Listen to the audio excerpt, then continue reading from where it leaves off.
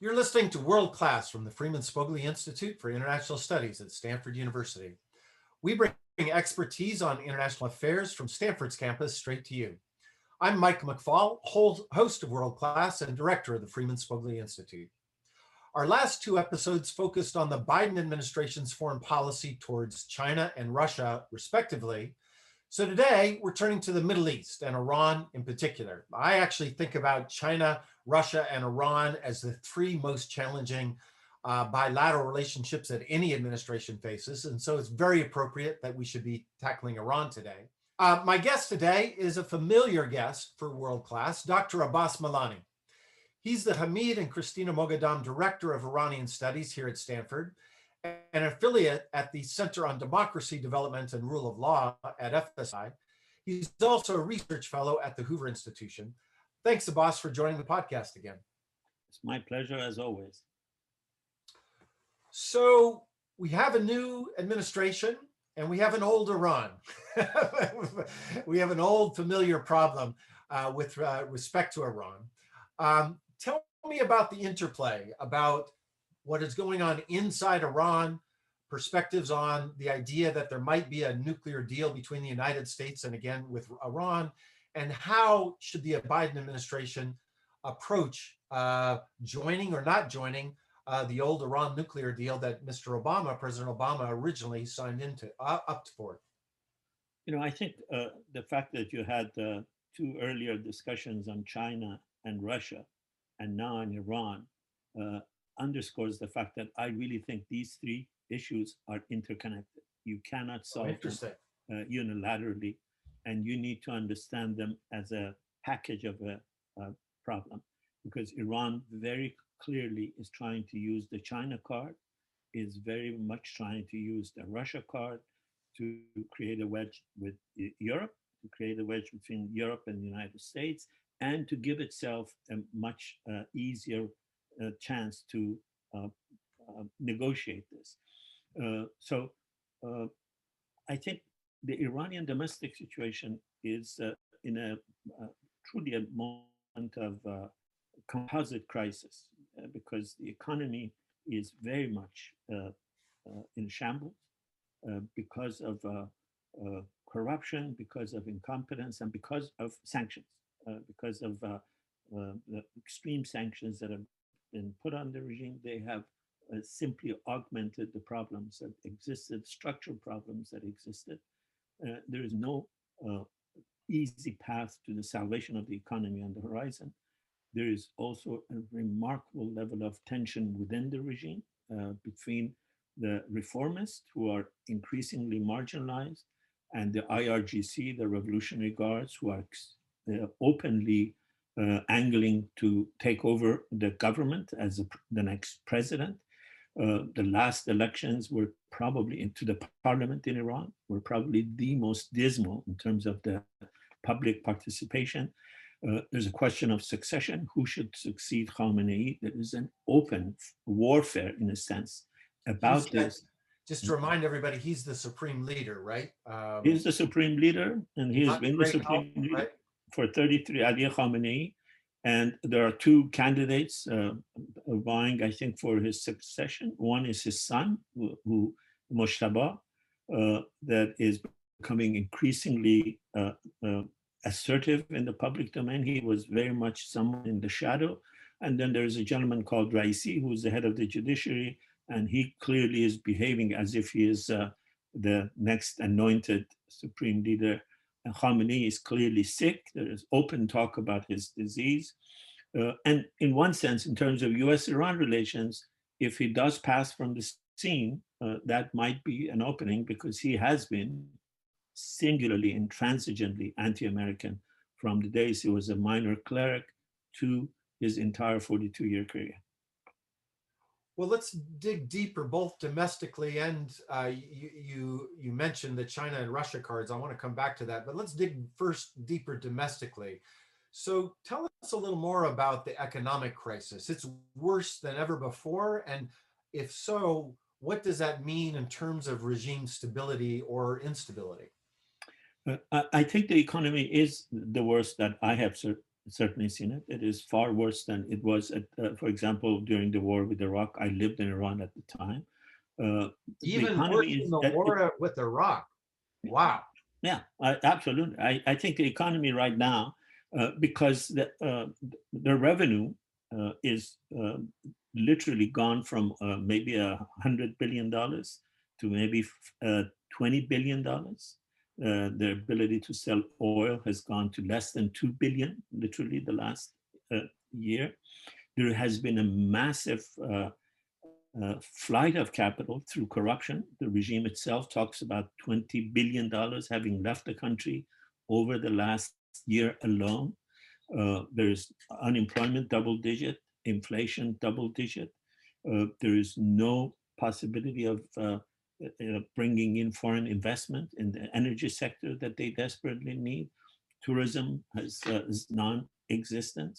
And there are strikes, labor strikes, labor strife all over the country. And adding all to all of these is the problem of corona. Iran probably has, next to the United States and a couple of other countries, probably the worst record in coping with corona in terms of the number of death, the number of people who have it. And Khamenei, the supreme leader, decided 3 weeks ago unilaterally that Iran is not going to import any vaccines from Europe. And the only vaccine that they're going to be purchasing is Sputnik. Is that right? Wow, I did not know that. Yeah, I mean, with no expertise and the equivalent of Iran's scientific community all came out against them, virtually all. But that's the nature of authoritarian regimes. Right. What Mr. Putin says goes in Russia. What Mr. Khamenei says goes in Iran. Right. So that would make me think that they would be desperate to do a deal with the Biden administration because of sanctions. But my guess is it's more complicated than that. Tell me how you think that domestic political situation affects their calculus about re-entering into a negotiation with the Biden administration. To me, it was very clear from the moment that the elections were called in favor of the Biden administration, and long before the ex-president accepted it, the Iranian regime accepted the results and began to behave as if there will be a Biden administration. And they were hoping for a quick turnaround and a quick end to the sanctions. Right. They were under this illusion that Biden is going to come in and overnight is going to overturn the sanction regime and open the floodgates to funds. And I never thought this would happen. I never thought this would be a wise policy for the United States, even a possible policy for the United States. And because of the way they have behaved on the nuclear deal in the past, the minute they thought they would be negotiating with the Biden administration for a nuclear deal, they began to create realities on the ground. They began to expedite enrichment. They began to add new centrifuges. They just did something that Europe announced it's a dangerous breach of their agreement. They created metal uranium that has no peaceful purpose. These are very much in line with the way they have done it in the past. They create reality on the ground and then they negotiate. I think they overplayed their hand. I think they have clearly overplayed their hand. They are desperate for a deal, but they want a bigger deal, a more release of funds. And then I think the Biden administration is willing or capable or should let them have. Interesting. So what would you recommend they do vis-a-vis this part of the negotiations? And then I want to talk about what you think they should do in terms of Iranian influence in the region, and then about democracy. But let's take them in sequence, or you can bundle them all together because they're the three big buckets, of course. I think what President Biden announced makes a great deal of sense to me. He said, we want to go and have a deal, but we don't want to have any deal. And we need to consider the new realities on the ground. And he says we need to take into consideration the regime's regional activities. And he's added, much to my delight, and I think to your delight, said human rights is going to be also a part of the package. Right. This notion that human rights is a separate package and never be discussed, I think was a wrong policy.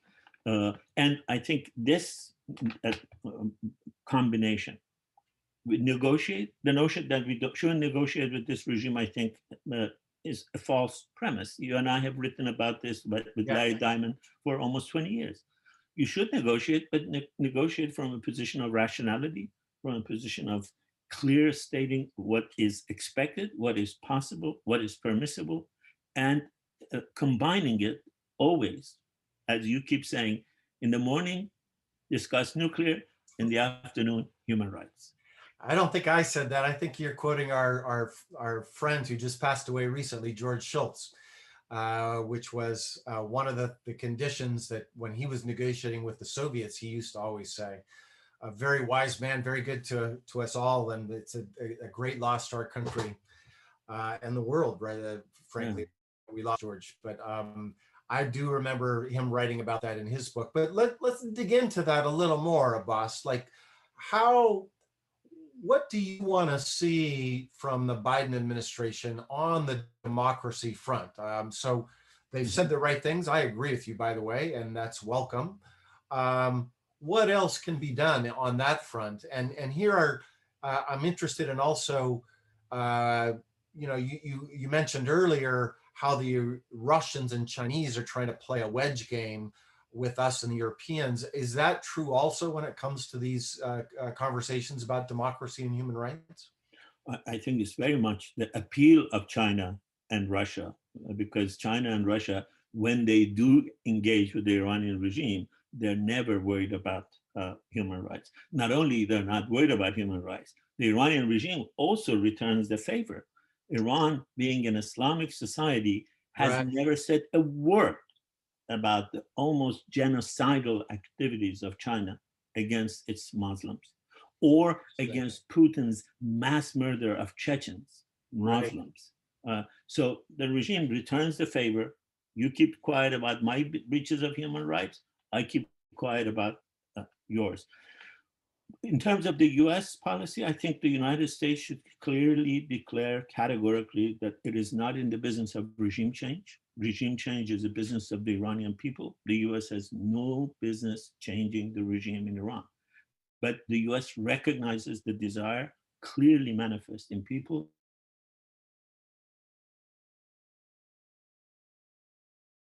more commensurate with international communities, and the way it treats its people, the way it treats women, the way it treats dissidents, the way it treats lawyers, the way it treats dual citizens, the way it goes into Europe, into Turkey, into United Arab Emirates, and executes dissidents, grabs them and takes them to Iran. These are not acceptable. There is a price to be paid, but we are not in the business of changing the regime. We understand people want to change it, and we are on the same page of history with them. Right. Well, let's bounce back to that on the domestic side.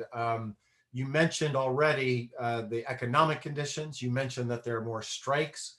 Tell us a little bit more about what you see happening in civil society in Iran today. Is there opposition movements? We've seen massive protests in Belarus recently. We've seen big protests in Hong Kong the year before.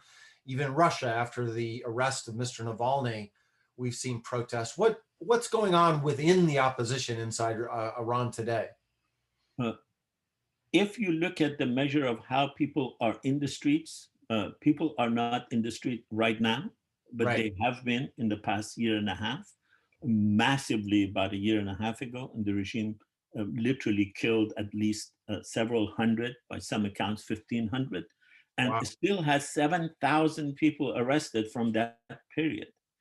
But I did not realize it was that big. 7,000 people are still under arrest. 7,000 people are still under arrest, and at least, I mean, I think the conservative number is several hundred.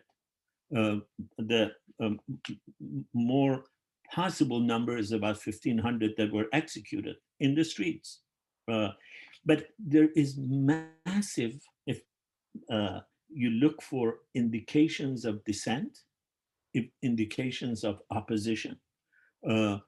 Women, for example, are fighting a remarkable civil disobedient movement of resistance to forced hijab in every street, in every city, every day in Iran. They pay the price for it. They go to prison. They get beaten up. Sometimes there are acids put on their faces. That's resistance. That's as defined as the Exactly. Belarus Right. Sunday demonstrations. Right. There are acts of defiance by the labor union, not unions, by the labor movement, because they're demanding. And unfortunately, there's also defiance in terms of people becoming depressed. That's not a form of resistance, but it's the result of unhappiness with the regime. If you're looking for signs of tensions, these are, and then there's also dissent within the regime. There is an increasing effort to consolidate power by the IRGC, and there is open discussion of this being a new kind of military dictatorship that should be resisted. All of these indicate to me that there is tumult and turmoil on the horizon. And given those conditions, what's the role of the Iranian diaspora?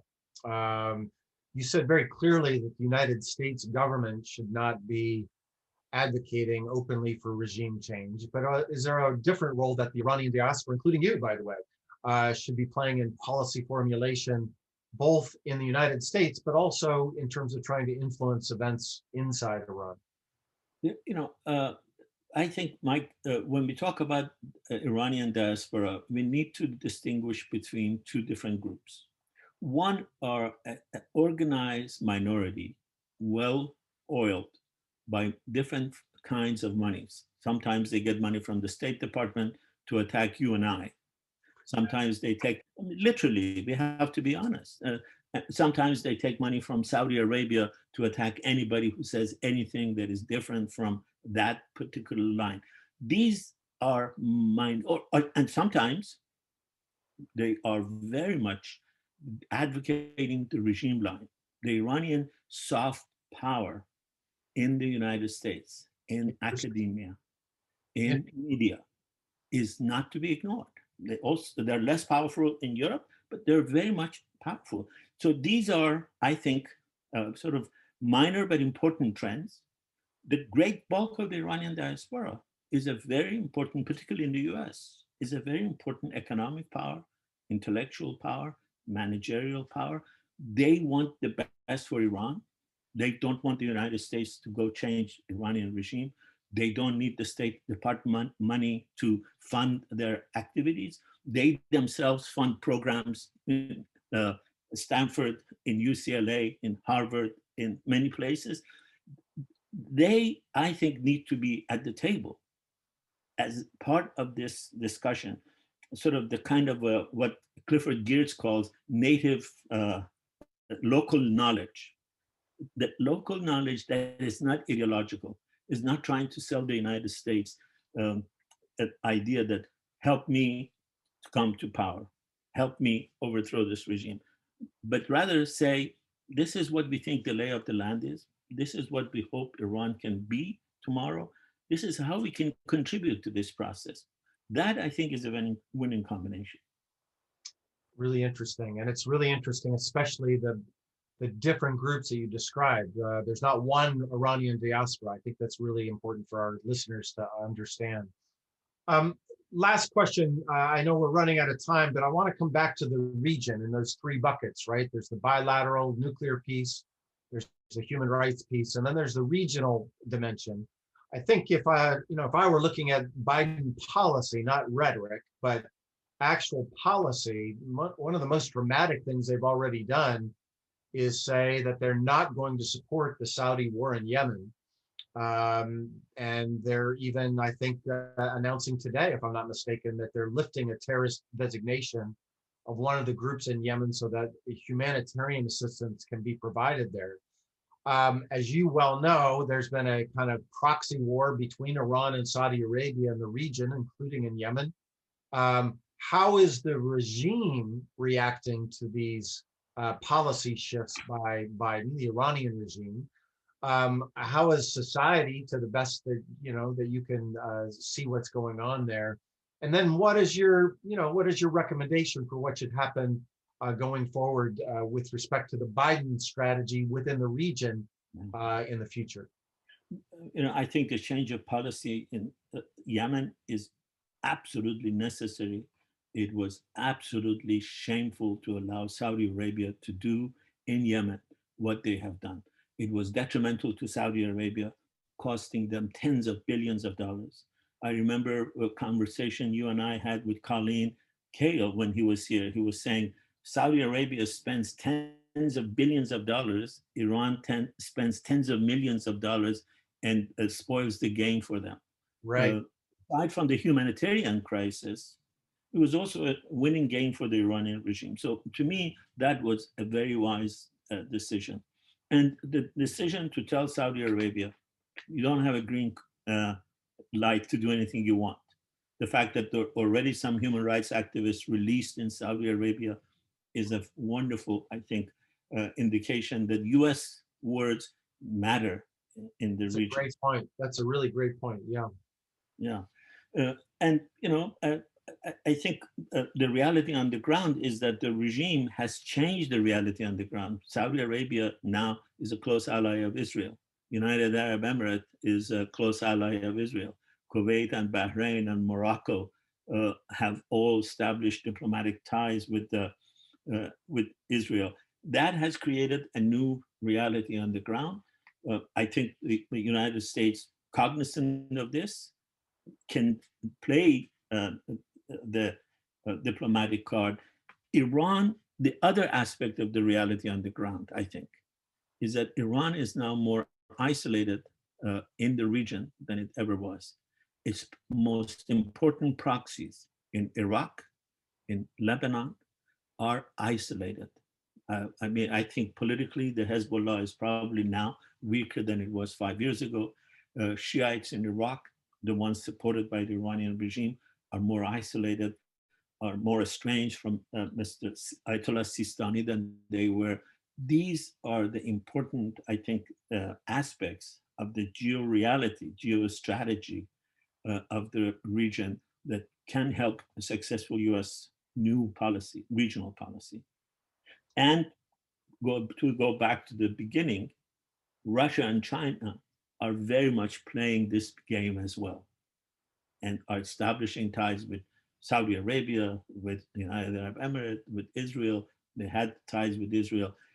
So it's becoming a very complicated landscape. It sounds incredibly complicated, but also very dynamic. It doesn't sound very settled, which means we're going to have you back, Abbas. But thanks for joining us today. My pleasure, as always. You've been listening to World Class from the Freeman Spogli Institute for International Studies at Stanford University. If you like what you're hearing, please review us on Apple Podcasts. We'd love to know your thoughts. And be sure to subscribe on Apple Podcasts, Spotify, Overcast, or wherever you're listening now to stay up to date on what's happening in the world and why.